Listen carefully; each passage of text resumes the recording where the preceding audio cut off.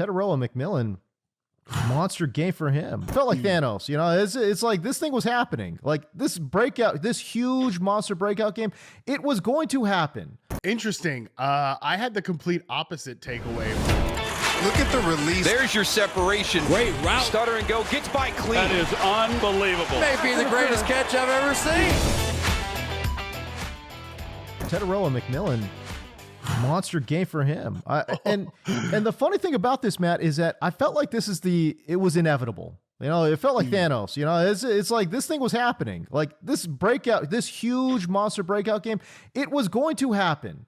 Whether, you know, I don't know who was going to be the quarterback throwing him the ball, but man, he has been playing at a very high level, I think all year long. And so for him to finally break through with this monster performance, it didn't surprise me, but it was good to see. Interesting. I had the complete opposite takeaway where after following the Panthers, and I mean leading into the game, we're following the Panthers over the last month and especially charting Tetairoa McMillan for the rookie report and obviously spending a lot of time with the film from this offense.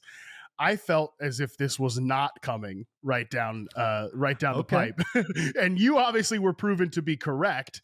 I was proven to be wrong about that, feeling a little skeptical that this type of performance was coming, and not because of anything McMillan was doing. I think McMillan has been, God, no. Well, yeah, he's been a good player. I compared him as a prospect, and I kind of compared him after writing him up for the rookie report on the site to a Michael Pittman type of player. And I have been higher on consensus than Michael Pittman from his early days with the Colts. So that's not to be like a negative thing with me. I think people hear that as like, well, I mean, come on, he's got to be better than that. I think Michael Pittman's an awesome player. And I think Tetairoa McMillan, if he continues to improve in his game, I think he could be like a souped up version of a Michael Pittman type of player. But along that same axis, you know, Drake London is on this axis. Michael Thomas is on this axis. Michael Pittman is on this axis. And I think he's somewhere in that zone as a player.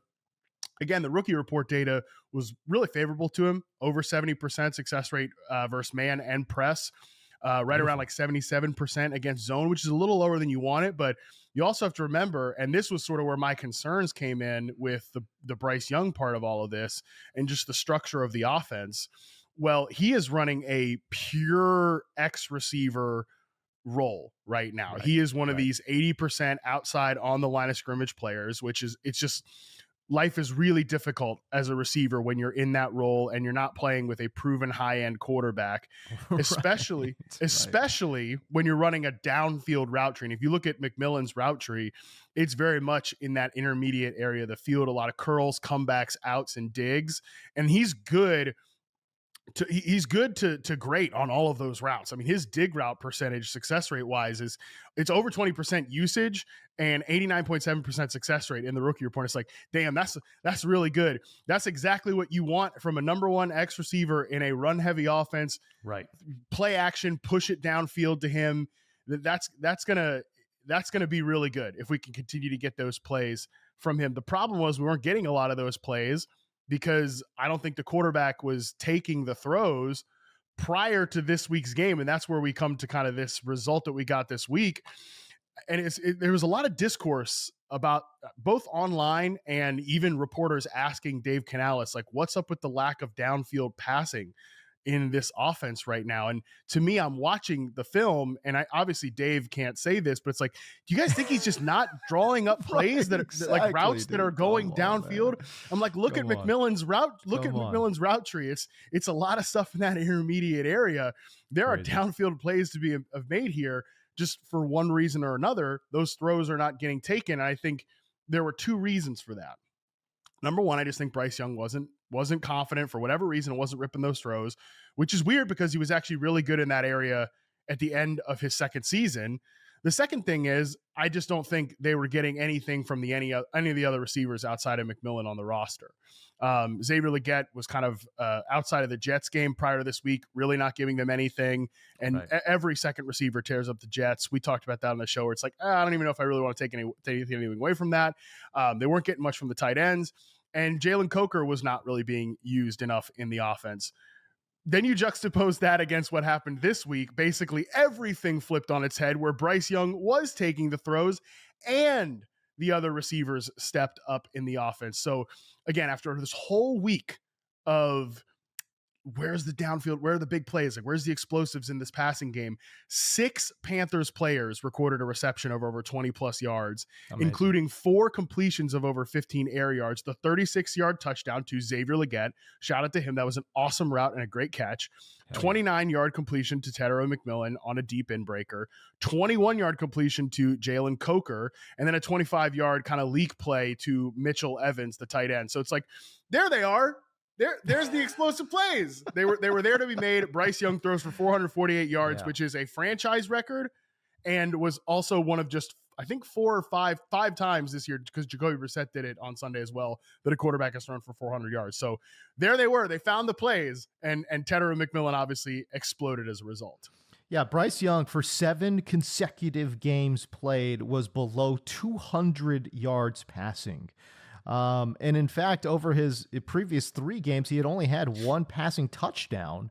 And meanwhile, he's threw for 448 and 3 touchdowns against this Atlanta defense that we started the show by saying, hey, defensively, they're playing all right.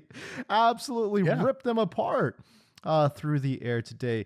Bryce Young is such a weird eval too, isn't he? Like, what kind of quarterback is this guy? Like, he's got this in the bag. Like, he has this in him to throw for 448 and 3. And quite frankly, I thought he looked good. Like no, there's no backhanded compliment, like nothing. Just like he just looked good in the pocket, commandeering that offense, and was, I thought, the exact kind of player that people thought he was going to be, right? Like, he's able to dissect a defense. He's able to make reads. He's getting the ball out to his playmakers in front of him so that they can continue to make plays, right? Like, I thought ball placement was great for Bryce Young. I don't get it, man. Like, who is this guy? Like, sometimes he looks great, and other times you're just like, yeah, this guy might be one of the worst quarterbacks I've ever seen. I don't know. Bryce Young, what a weird eval. Hey guys, quick break here to tell you about our sponsor, ZBiotics. Let's face it, after a night with drinks, I just don't bounce back the next day like I used to. I have to make a choice. I can either have a great night or a great next day. That is, until I found pre-alcohol. ZBiotics pre-alcohol probiotic drink is the world's first genetically engineered probiotic. It was invented by PhD scientists to tackle rough mornings after drinking. Here's how it works. When you drink alcohol, it gets converted into a toxic byproduct in the gut. It is a buildup of this byproduct, not dehydration, that's to blame for rough days after drinking. Pre-alcohol produces an enzyme to break this byproduct down. So just remember to make pre-alcohol your first drink of the night, drink responsibly, and you'll feel your best tomorrow. I personally use pre-alcohol while I'm trying to consume less alcohol overall. I still love to go out to dinner, go to a winery with my wife, explore some different food pairings. It really enhances the experience. And with pre-alcohol, I don't have to sacrifice the next day. I can get up, crush my goals, whether it's charting a new wide receiver, fitness, whatever it is. I don't have to sacrifice that anymore. So go to zbiotics.com/RP to learn more and get 15% off your first order when you use code RP at checkout. ZBiotics is backed with a 100% money-back guarantee, so if you're unsatisfied for any reason, they're going to refund your money, no questions asked. Remember, head to zbiotics.com/RP and use the code RP at checkout for 15% off. I totally agree. He is a weird eval. And the other thing that's interesting with Bryce too is it does always seem as if it comes when his back is completely against the wall, right when everybody has given up on him. Oh my God, great point. It's like, all right, he gets benched, and then Andy Dalton breaks his thumb or whatever, or he was in a car accident, something like that, right? And that was his second season. Comes back. And then they play really well in the back half of the year. And then this is right around, again, heading into this past week's game, I certainly count myself among them. So hand up and all credit to Bryce Young. I was very, very wrong about how he was going to play in this game. I was thinking, like, it might be time for the Panthers to think about like a different quarterback for Dave Canales next year. Because the one thing I kind of balked at in this, again, weeks long discourse was, what's wrong with Canales' offense? I think there's really nothing wrong with Canales' offense. I think it's really well designed. I think they could move McMillan around more. Again, I don't think he needs to be one of these 80-80 outside on the line of scrimmage. I think, Drake London started his career that way as just a pure X receiver. And then we see how he's been really weaponized when he's moved around the formation a little bit more. Right. Michael Pittman, again, a guy who started out kind of as an X receiver and then moved into a movement Z type of player. not necessarily a big slot, but sometimes gets some slot receiver reps. I think Tetairoa McMillan could do that more, but I also think that they've struggled with, they just don't have anyone else that can put an X receiver. So McMillan almost has to kind of line up there because he's their only credible threat.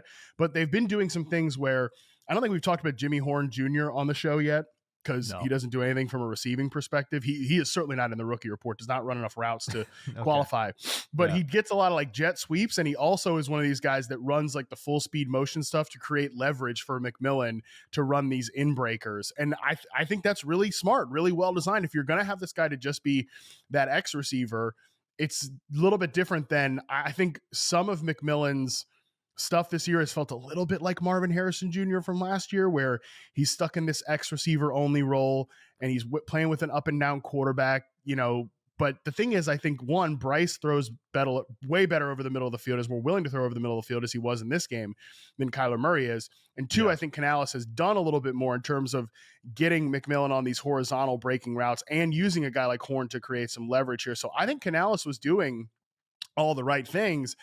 I just think for whatever reason, maybe Bryce didn't trust these younger receivers. It is a very, very green room, right? Yeah. Leggett third season, Coker second season, Leggett second season, McMillan rookie. Don't have a lot of vets. They trade away Adam Thielen, and I think it just maybe took a little bit time for chemistry to come together here.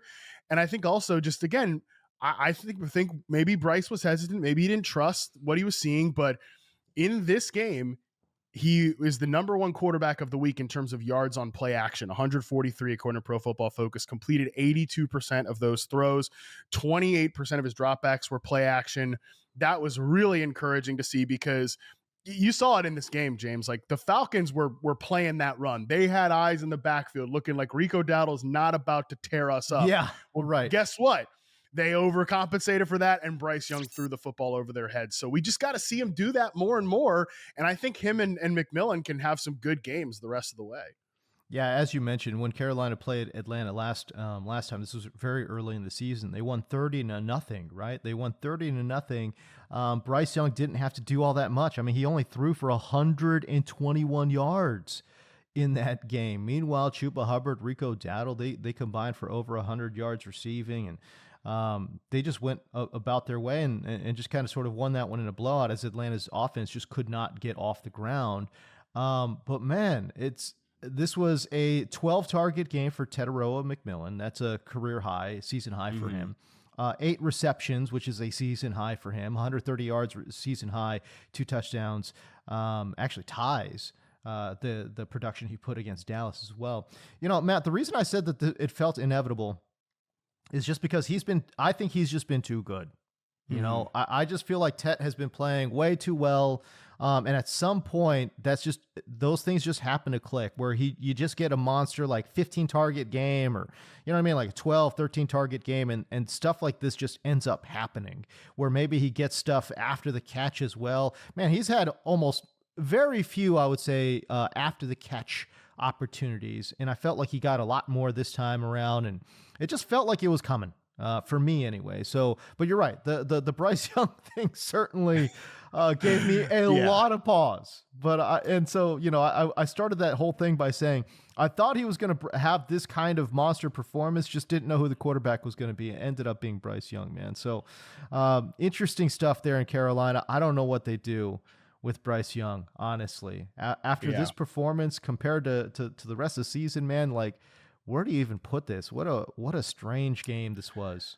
It was very strange, but it was really encouraging to see. There's no question about that. And I would also just say 2 more things just about this whole situation here. One, I think I agree with you. Tetairoa McMillan was playing really good football to start his NFL career. I would also note, though, that, and this is true of almost all young receivers, where I think Emeka Egbuka, who I think has been better on balance than McMillan this year, but he's also struggled in this area where they've dropped the football a little bit too much, and they haven't been great in contested catch situations. Both of them, I think, this is an area where you can kind of just pick some nits. in terms of Tetairoa McMillan. He was kind of just okay in contested catch, and he had a bit too high of a drop rate. I thought that was really clean in this week's game, where he tracked the football really well. Like there again, the lack of downfield efficiency. There have been times where Bryce has put it on McMillan, and he just is lost at the catch point. But we know, based on his prospect profile, that is something he can be really good in. So I say that to say that, yes, McMillan has been playing well, but there's like specific areas of growth I can point to that if he gets better, then we're talking about, let's push him up those wide receiver ranks, and I think this is always something where we take it for granted that that's going to happen, because I kind of said the same stuff with Brian Thomas about this point in his rookie season, and obviously he did not improve in those areas. But I think McMillan looks better than Brian Thomas did in his rookie report data. But just a couple areas where if he can get off press coverage on slant routes and go routes better, then I think we're talking about more of that Drake London finish for him, like what he becomes in his career, as opposed to that Michael Pittman finish somewhere. And again, that's the range of player I'm looking at, but really, really good player that has some areas where he can get even better and then become that like true, like every week alpha type player. But for the most part, he has absolutely done his job, and the quarterback just needs to take some more of those open throws, especially for yards after catch opportunities, which I agree with you has been left on the table so far this year.